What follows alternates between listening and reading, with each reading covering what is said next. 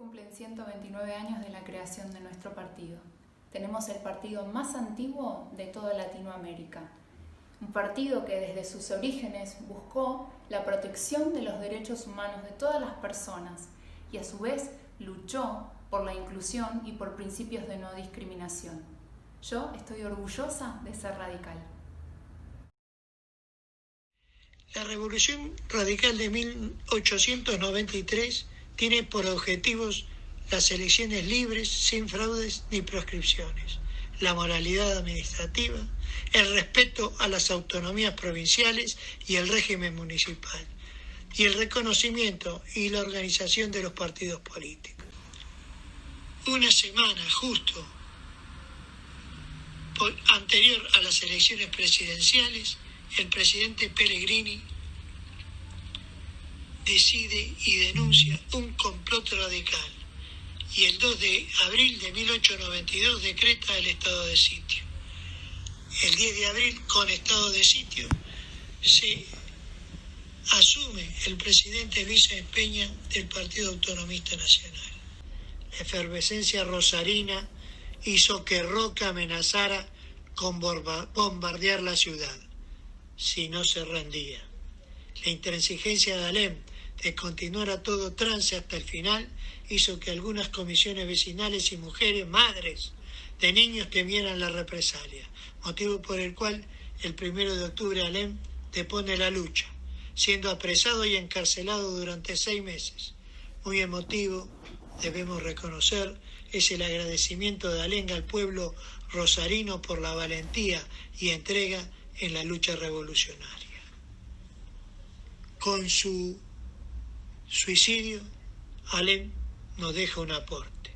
En su carta póstuma nos indica el camino a seguir a los radicales. Su intransigencia, su abstención ante el fraude, su íntima convicción puesta al servicio de la nación y su pueblo son las mejores muestras de un temperamento y personalidad pocas veces vista en un ser humano. El que se rompa pero que no se doble y el adelante los que quedan nos enseñan una convicción hasta el fin, a todo trance, y encierran una posición sin ambigüedades, priorizando el interés general por sobre el particular, fundamentalmente en la acción de gobierno. Durante los años 1903 y 1905, Hipólito Yrigoyen reorganiza la Unión Cívica Radical y encabeza la tercera revolución.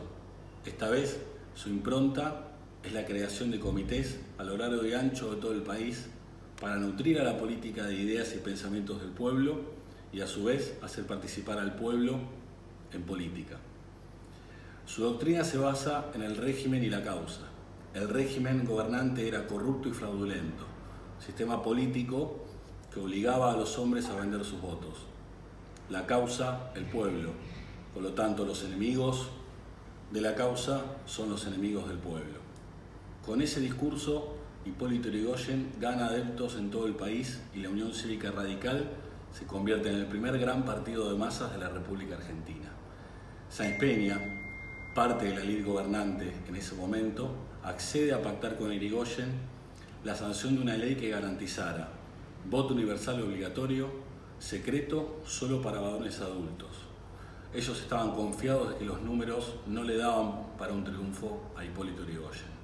En 1911 es sancionada la ley Sáenz Peña y el sufragio universal, secreto y obligatorio es el resultado de la lucha revolucionaria del Partido Radical que encabezó Leandro N. Alem, continuó Hipólito Yrigoyen y permitió así elegir por primera vez en la historia argentina un presidente.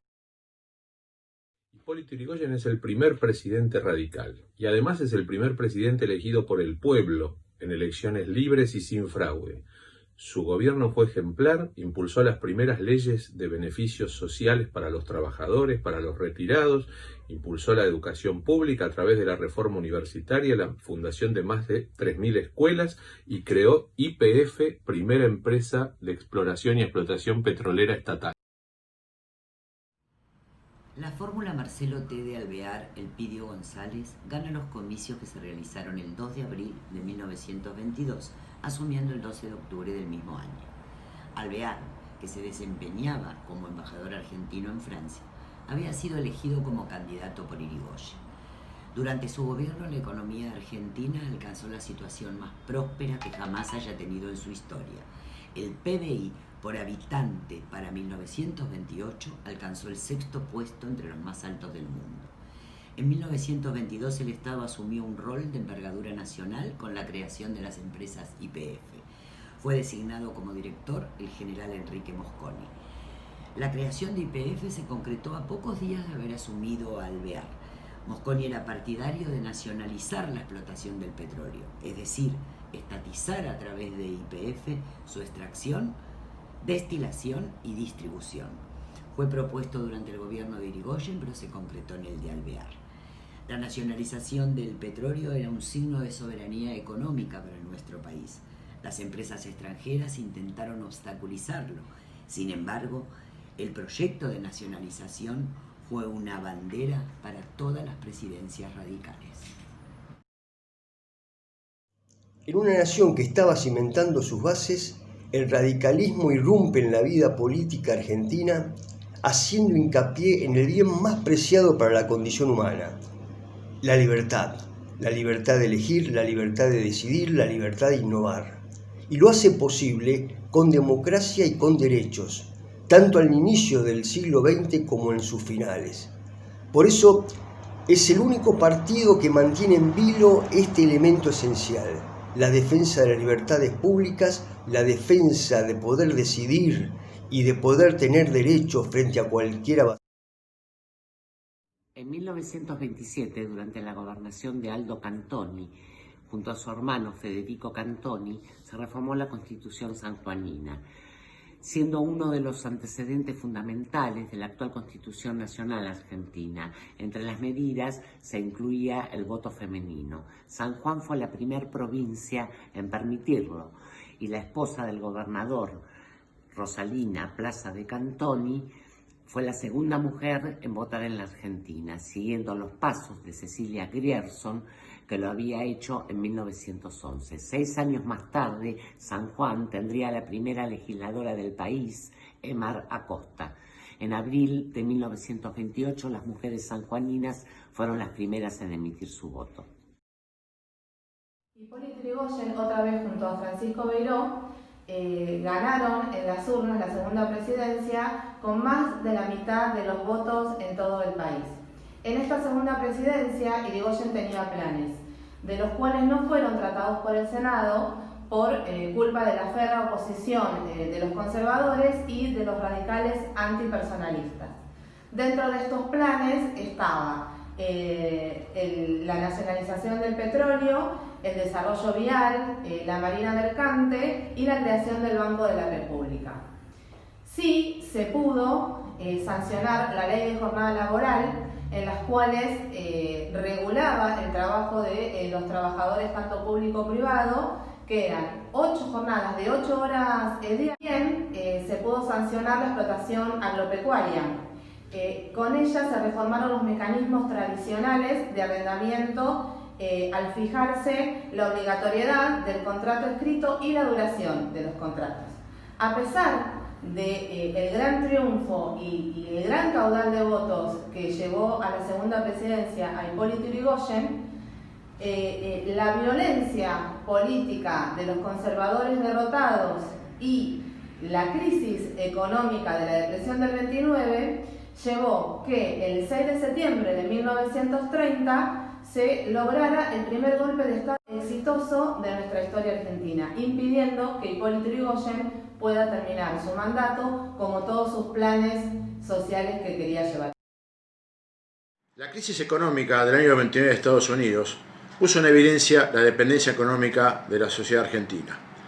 Eso trajo aparejado la baja de las exportaciones de los productos agropecuarios y las protestas de los grandes terratenientes y opositores desde la sociedad rural argentina. En el ejército, el general Uriburu encabeza la conspiración, junto a opositores al gobierno y agrupaciones nacionalistas y fascistas, y acompañado también por el general Agustín P. Justo y la Legión de Mayo. El 6 de septiembre de 1930, entonces se produce el golpe de Estado y el derrocamiento de Hipólito Yrigoyen. Esto hace que Uriburu tome provisionalmente la presidencia y comande las acciones del Colegio Militar de Rebelión. Hipólito Yrigoyen es trasladado y detenido a la sede número 7 del Regimiento de Artillería de La Plata y luego es confinado y encarcelado en la isla Martín García durante 1 año y 3 meses, injustamente sin tener un proceso judicial.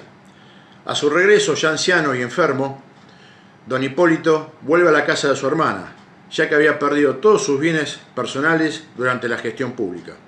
El 3 de julio de 1933 fallece a la edad de los 81 años, el primer presidente electo por la ley Sáenz Peña. Tras su fallecimiento, es acompañado por una nutrida y numerosa y popular manifestación que no había tenido precedentes en la ciudad de Buenos Aires. En 1935 se crea Forja. El 29 de junio de ese año, un grupo de jóvenes radicales disidentes conforman la Fuerza de Orientación Radical de la Joven Argentina. Entre esos radicales se encuentran Arturo Jauretche, Homero Mansi, Juan Fleitas, Luis de Lepiane, Gabriel del Mazo y Raúl Scalabrini Ortiz. Su ideología profundamente irigoyenista se plasma en los cuadernos de Forja. Rescatan el irigoyenismo y lo oponen al segmento más conservador y los antipersonalistas de esa época. Intentaron rescatar las banderas de la defensa de la soberanía nacional. En 1936 se realizaron las elecciones en la provincia de Córdoba para elegir gobernador. De allí surgió el primer gobernador radical en la historia de esa provincia. Amadeo Sabatini era nuestro candidato, quien en ese momento se identificaba con la línea personalista del partido.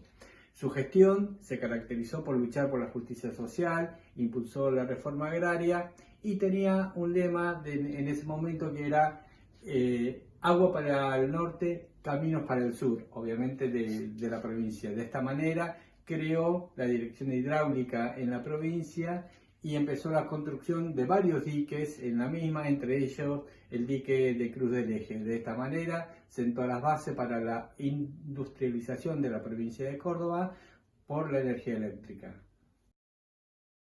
En 1945, la UCR conforma una alianza con diversos partidos políticos, llamada Unión Democrática. El objetivo fue enfrentar la fórmula Perón-Quijano en las elecciones presidenciales de 1946. La misma se llamó unionismo. Luego en Rosario se constituye el Movimiento de Integración y Renovación con el fin de oponerse al unionismo que condujo al partido desde la muerte de Hipólito Yrigoyen en 1933. Sus principales constituyentes fueron Arturo Frondizi, Ricardo Balbín, Crisólogo Larralde, Moisés Levenson, Arturo Illia, entre otros. En 1951, el MIR impulsa la candidatura de Balbín Frondizi y en 1957 se disolvería para dar lugar a la UCR del Pueblo, liderada por Ricardo Balbín, y la UCR intransigente que encabezaba Arturo Frondizi, quien sería presidente en 1958. 1955. La Unión Cívica Radical adopta dos posturas. Por un lado, aquellos que proponen la alianza y la democratización del peronismo, y por el otro lado, aquellos que proponen su prohibición. Este enfrentamiento lleva a la fractura y al finalizar 1956 se crean dos partidos: la Unión Cívica Radical Intransigente, dirigida por Arturo Frondizi, y la Unión Cívica Radical del Pueblo, dirigida por Ricardo Balbín. La Unión Cívica Radical Intransigente llega al gobierno en 1958 a través de la presidencia de Frondizi, y la Unión Cívica Radical del Pueblo llega al gobierno entre 1963 y 1966 con la presidencia del doctor Arturo Illia. Ambos gobiernos fueron derrocados por golpes militares. El 1 de mayo, el general Aramburu entregó el mando al presidente electo por sufragio el 23 de febrero de 1958, Arturo Frondizi. En 1958, mediante la ley 14499, se dispuso que cada jubilado cobrará un equivalente al 82% de lo que era su salario. En 1958 se funda también el CONICET y junto con el INTA, fundado en 1956, se promueve la investigación científica rigurosa de acuerdo con los estándares nacionales. En 1959, con la sanción de la ley 14855, se le da autonomía a la UTN, que es la Universidad Tecnológica Nacional. En el 1960 y 1961 hubo un crecimiento del PBI en un 8 y 7,1% respectivamente. Esto se dio gracias a las inversiones extranjeras en el país, sobre todo en la rama industrial. En 1958 se fundó el SECBA, una empresa pública encargada de la producción, distribución y comercialización de la energía eléctrica. En 1962, Frondizi fue derrocado por un golpe de Estado militar.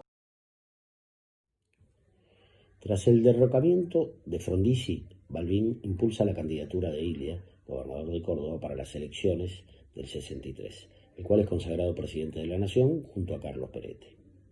Balbín desde el partido no puede evitar el aislamiento del gobierno radical, el cual es acosado por el sindicalismo peronista y las corporaciones económicas, que finalmente impulsan un golpe de Estado en junio de 1966, encabezado por el general Juan Carlos Onganía.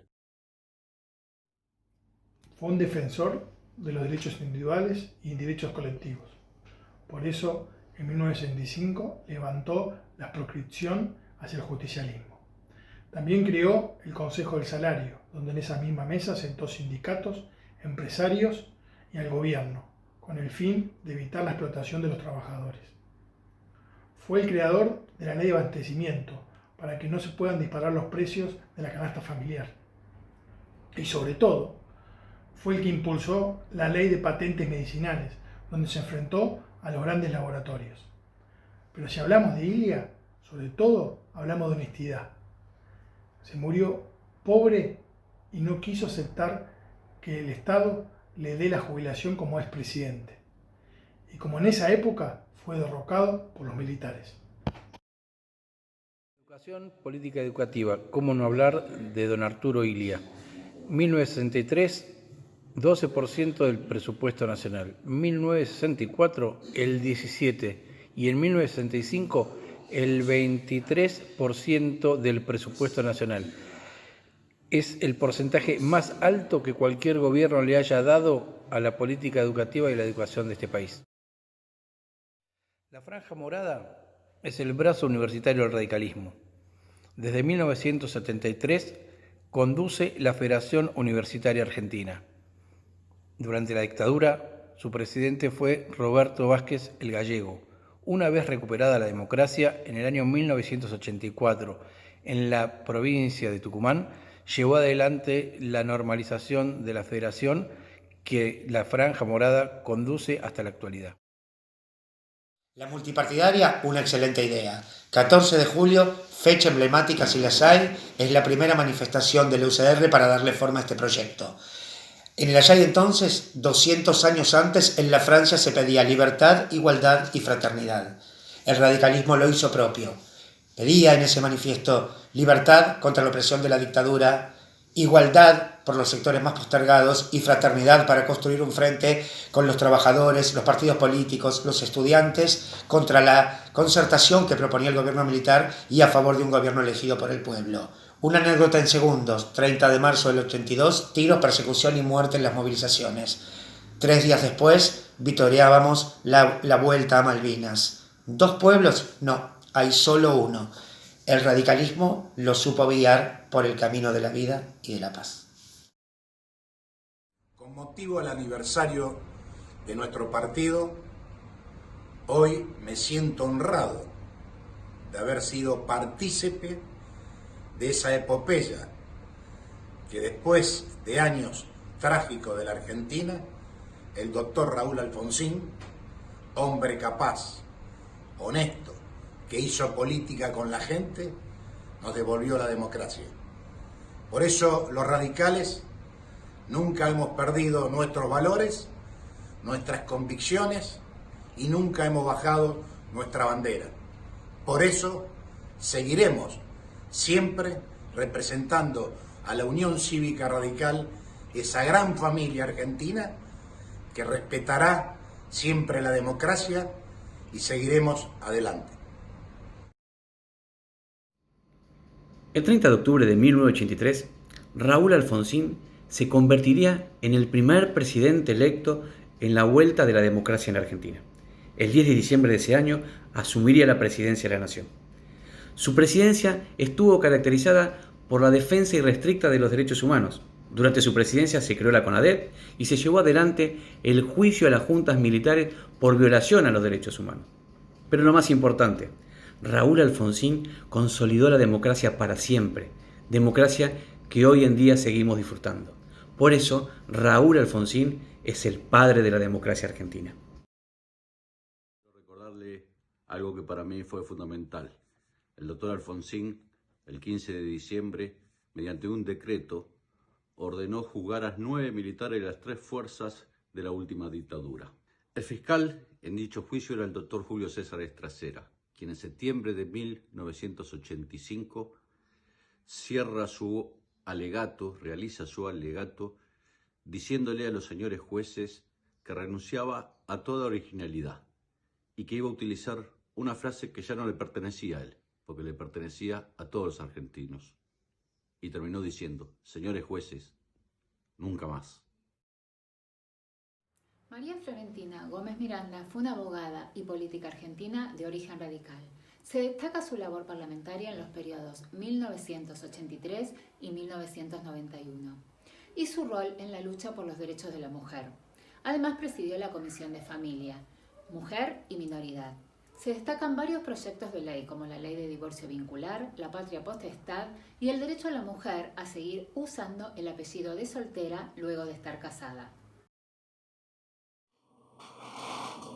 1987, Semana Santa.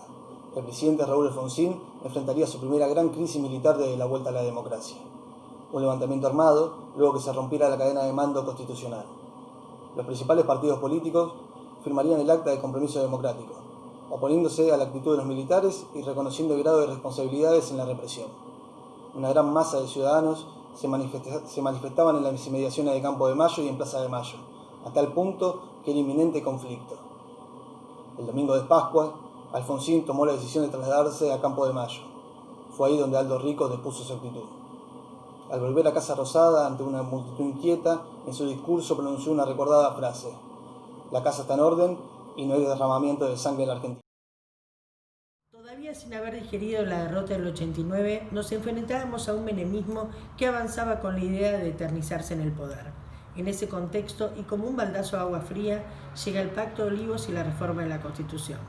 Me llevó años a entender que Alfonsín buscaba fortalecer la situación institucional. Él decía: yo les pido disculpas a todos por mis equivocaciones, pero tengan la seguridad que hay una pasión argentina que me mueve y que nada me va a convencer de que no es necesario seguir adelante. No me importan los votos, me importa el futuro de nuestros hijos. Durante el año 1996, Fernando de la Rúa es electo primer jefe de gobierno de la Ciudad Autónoma de Buenos Aires. Luego, en 1997, se conforma un frente electoral con el FREPASO denominado La Alianza. Para las elecciones de 1999, Fernando de la Rúa es electo presidente de la Nación junto a Carlos Chacho Álvarez como vice. Durante la presidencia de la Rúa, los problemas económicos fueron notables dentro del país, llevando a su renuncia el 20 de diciembre del 2001. Luego de estos sucesos, la Unión Cívica Radical comenzó un proceso de reestructuración y fragmentación a lo largo de todo el país, conservando para sí algunas gobernaciones, presencia parlamentaria y algunas intendencias dentro de los límites de nuestra república. Transcurre el año 2015 y bueno, por suerte la Unión Cívica Radical tuvo que decidir su política de alianza en una convención famosa que sucedió por Gualeguaychú y la definición fue favorable a conformar una alianza política que pudiera dar fin al régimen del kirchnerismo. Y eso ocurrió. Algunos dirigentes entendieron que la política de alianza estaba relacionada con Massa, otros entendieron que estaba relacionado en la conformación final de lo que fue Cambiemos, y finalmente se impuso esa postura y pudimos derrotar, dando un batacazo histórico, a un régimen populista horrible que nos gobernó durante los últimos años.